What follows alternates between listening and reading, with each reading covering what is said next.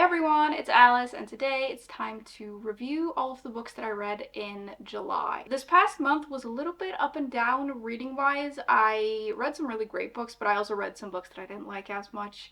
But I did manage to get to quite a few that I've been meaning to get to for a while, so that's great. Let's just get into it, starting with the first book that I finished, which was The Starving Saints by Caitlin Starling. This is historical fiction fantasy horror, and it's about this castle that has been under siege for 6 months. And when the story starts for us, they are running out of food and they're all going to starve. But then out of nowhere, these saints appear.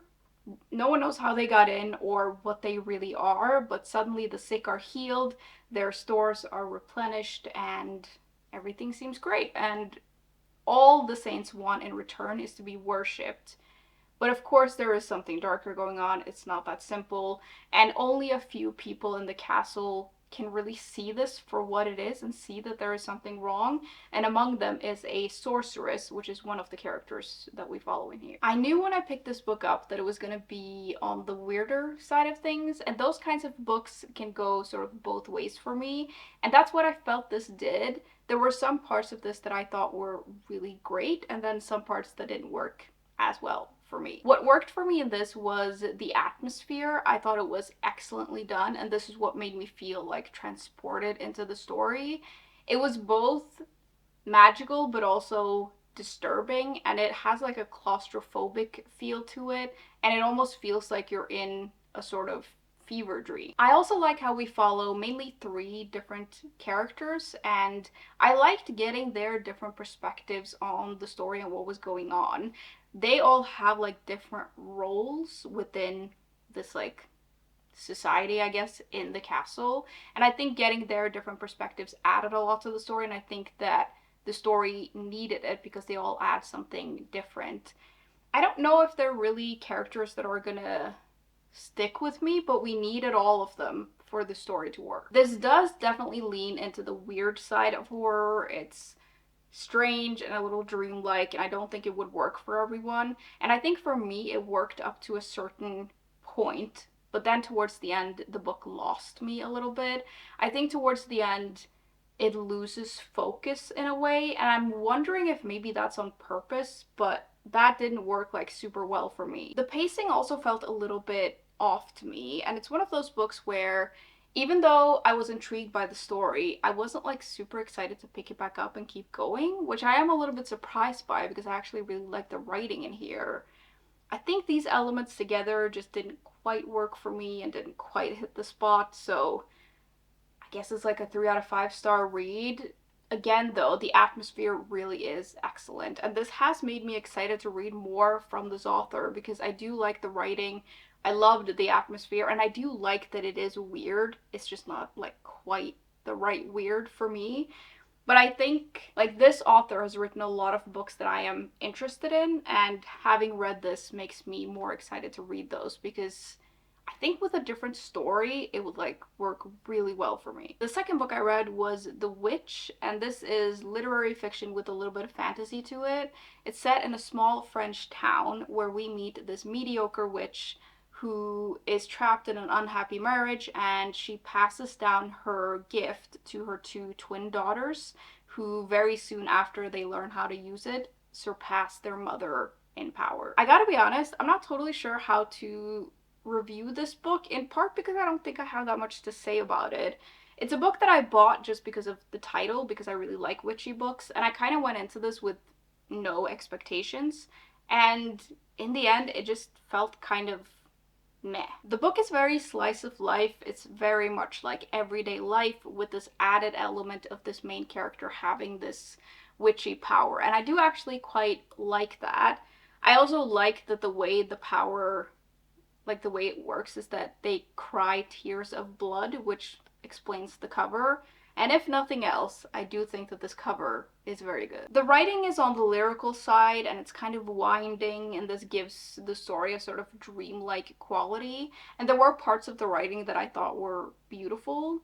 It's the kind of story where things are a little vague, and I think the way that it's written adds to that sort of obscurity, and I think it works well for the story. Like, it does fit the story quite well. However, I just didn't really care about the characters or anything that happened in here, like, at all. I think the first part started off better than the second. Like, I liked the first part better, but I felt like I read this with a sort of mild general interest, but that was kind of it. It's the kind of book that didn't really make me feel or think anything at all, and it just felt very underwhelming. There were also some descriptions of some of the characters that I didn't like very much, and I just felt like this was kind of boring, and I don't know what it was trying to do, if anything. Maybe I just don't get it, like that could be it, but for me this was, I don't know, a 2 out of 5 star read.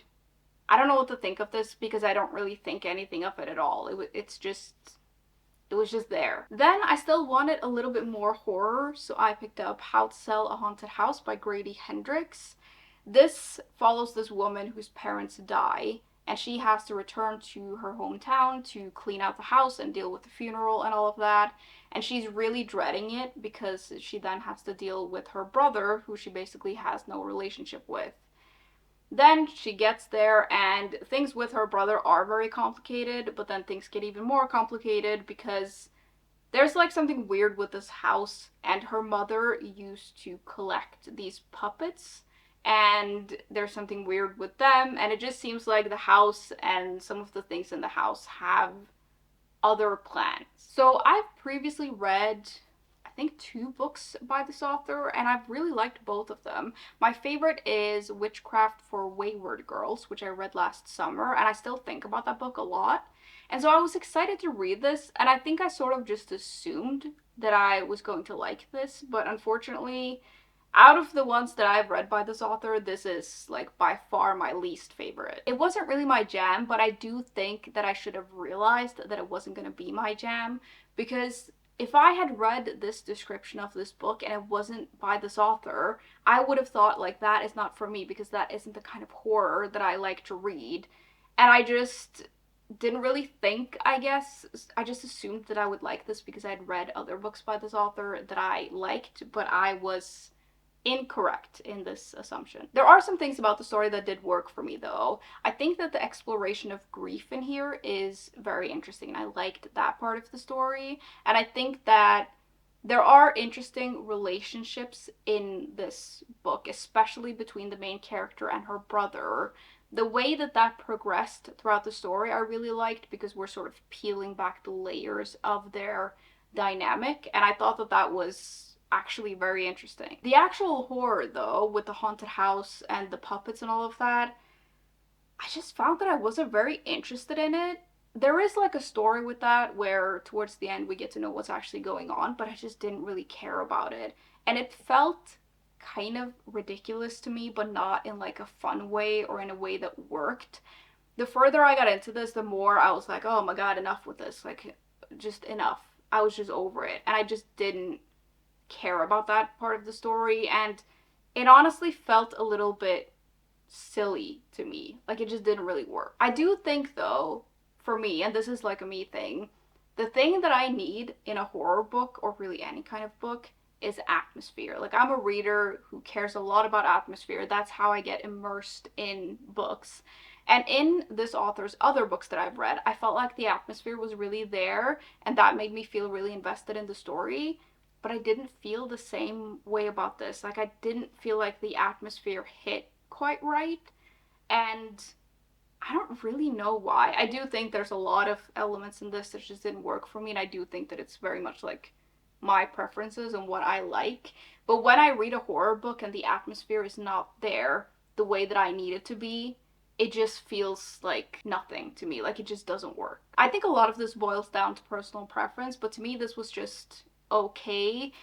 I also thought it was, like, it felt kind of long and a little bit repetitive, so it just unfortunately didn't really work for me. So I'm gonna give this book 2 stars, but I am aware that I am just not the right reader for this, I think, and I think other people would have a different experience with this, but my mistake for thinking I would like this book. I still like this author, but this kind of story with this author clearly doesn't work for me. Next, I honestly just needed to read something that I knew I was going to enjoy because I felt like I read a lot of books in a row that I didn't really like very much. So I ended up picking up The Once and Future Witches by Alix E. Harrow. This is historical fiction fantasy. It's set in 1893 in a town called New Salem. And witchcraft has mostly disappeared. Like, there's a little bit of magic here and there. Some people use spells for like smaller things, but witchcraft has been lost basically. And we meet three sisters who, in various forms, ends up joining this suffragette movement, and they try to turn it into a witchcraft movement to gain more power for themselves, to fight for themselves and for women, but also to fight this rising power, this rising dark power in this town. This is my third book by this author, and I've loved her other books, and so I knew I was going to like this one, in part because I really like this author, and in part because I love a good witchy book. So this was kind of perfect for me. I also love stories about witches, and we get the perspective from all three in here, which I really liked. They are quite different from each other. They have very different temperaments, and I really liked reading about them and their dynamics and their relationships and getting to see like their backstory and all of that. I really enjoyed that. And then the fact that they are witches as well was just great. One of the things that I really like about this author is the writing. I just think it's so, like, it just works for me so well. The way she creates atmosphere and these settings and the characters, it just really brings it to life for me, and it's descriptive without being overly so. And there's something about the way she creates these worlds with these people that just sucks me right in. I also think a lot of the themes in this book are just interesting. We are spending a lot of time with these sisters and we're exploring them as characters and their dynamics, but we're also exploring like broader societal themes. And this is a thing that pops up in most like historical fiction witchy books that I've read, but I just find those themes very interesting to explore. I also think that this is like well balanced between characters and plot and all of the things that are going on, and it doesn't feel overbearing. It's just interesting, and I kept wanting to read this because I was just very into it. I do think though that for me, and I am probably nitpicking, but it is a little bit too long. I think it's a little long, I think it drags a little bit, and I think the pacing is a little bit off sometimes.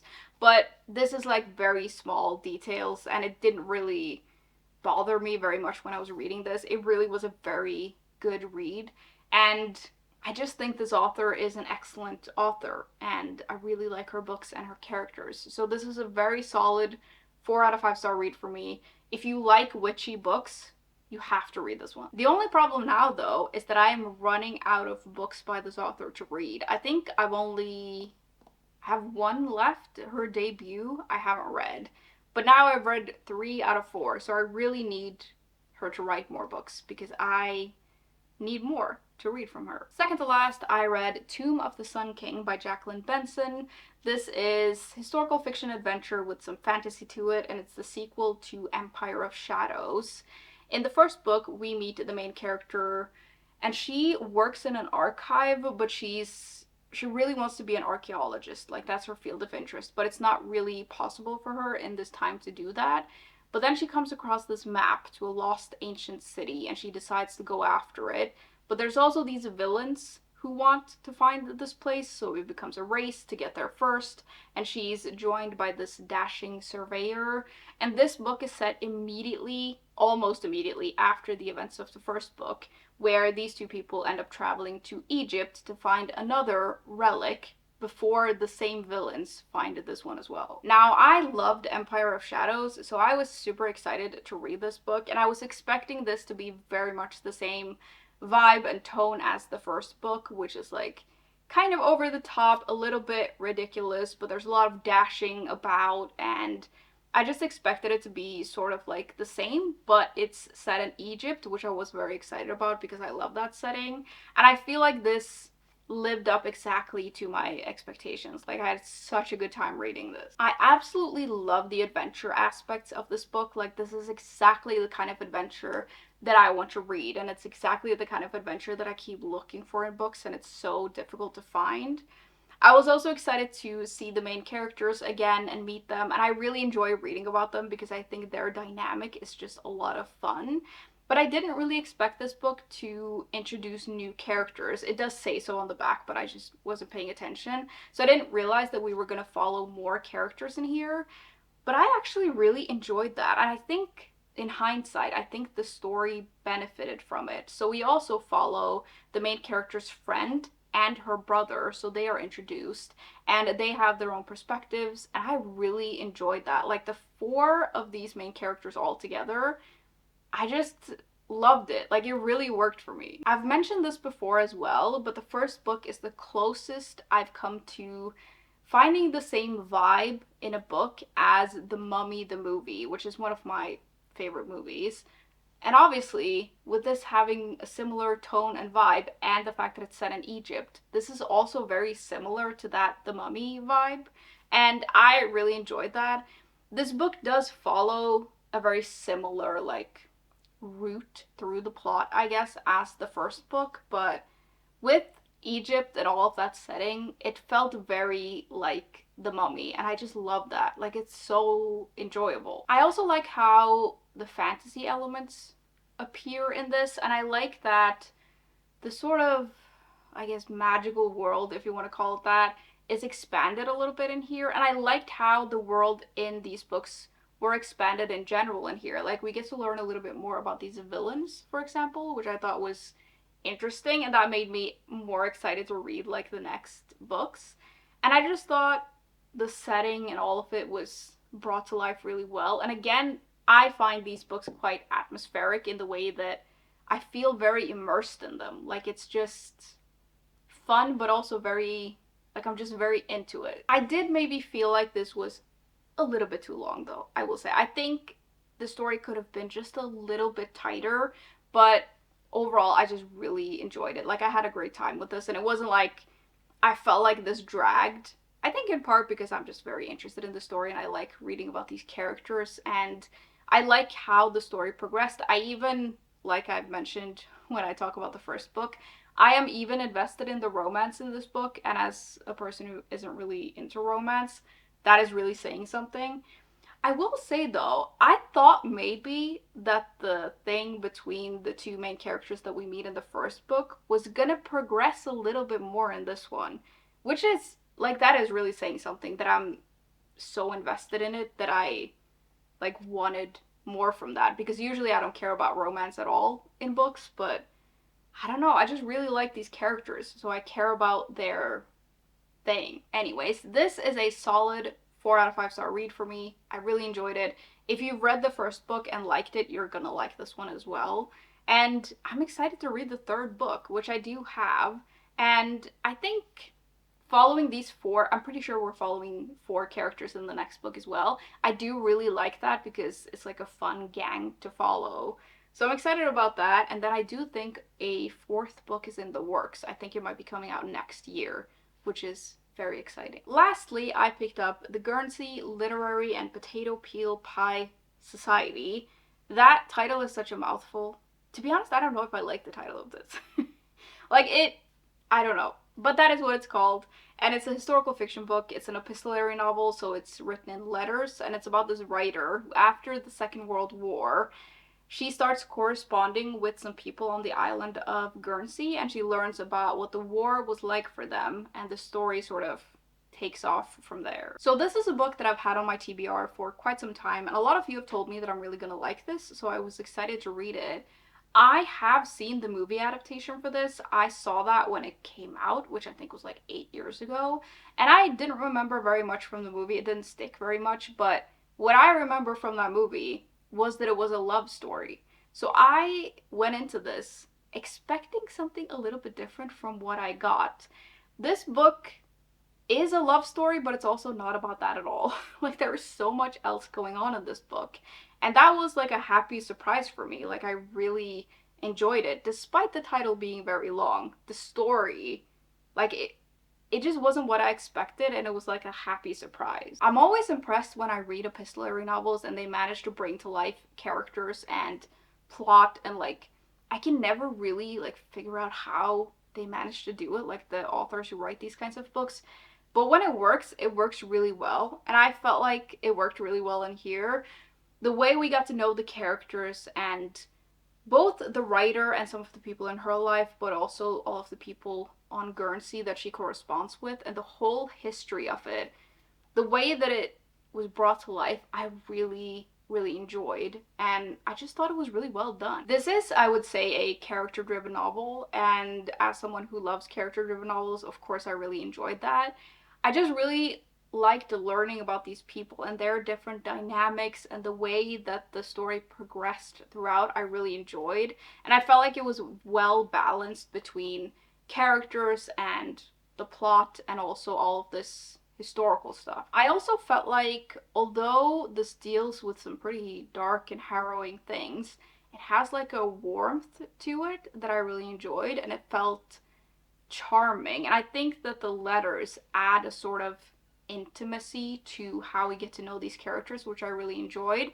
I could imagine that some readers might feel like it didn't delve super deep into all of these dark things, and maybe they wouldn't enjoy that. But I felt like it worked. Maybe because I mostly just cared about characters, and what they wanted to write about is what they wanted to write about to each other in their letters. That being said, I do actually think that my least favorite, or like least favorite, I don't know if that's the right word, the thing that I cared about the least in here was actually the romance, which I went into this thinking it was a romance book, and that is a part of the story, but it feels like a side thing. And I was just way more interested in everything else that was going on. I didn't feel very invested in that part. But everything else I really enjoyed, the characters and the setting, and I just thought it was an interesting story with interesting characters, and I really enjoyed it. I'm gonna give this book a 4 out of 5 stars. I don't think it would hit everyone the right way, like maybe not everyone would enjoy it, but I really did, and I think the epistolary format works really well. And yeah, I'm really glad I read it. It says on the back here that it's filled with lovable people, and I feel like that's very accurate. Those were all the books that I read in July though, and now I am wondering if it's too soon to start reading autumnal books. It probably is, but I'm getting very impatient. I always get impatient this time of year where I just want autumn to roll around. But yeah, it might be too soon. Maybe I'll squeeze in some more summery books before then, but I guess we'll see where my mood takes me. I would love to know what all of you have been reading in the past month though, and as always, thank you very much for hanging out with me today, and I will see you soon. Bye!